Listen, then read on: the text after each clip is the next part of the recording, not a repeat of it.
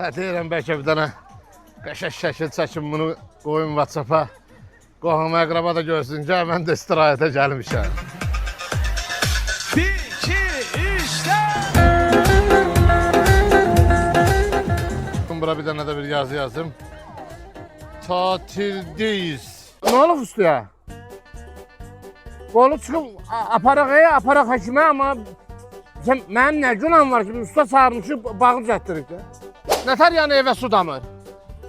Lap şarhaşar. Çıx bax, qonşunun qapısında ödənə sizdən bizə su gəlir. Dədəmə denən ki, rayona getmirsən 3 günlük istirahətə, sən niyə otu çalırsan ki, ilan da səni çalsın? Bala, məndən gizlətmə, bala, denən görüm, nətər vurmusan? Sən mənə denən görüm, maşını vurdun ha. Özün çıxdın maşından, yoxsa kəstilər çıxdın? Kəstilər çıxdın, eləmi? Adamı maşından maşın mı olar, maşından maşın mı olar? Ev yox. Sən bir dənə maşın seç, mən Bakıya qaydan kimi gedərik İnam Avtokreditdə, onu salım kreditdə xırda verərik. Komissiya yoxdur. İlk 5 gün gecikmədə problem yoxdur. Getdi X5, getdi.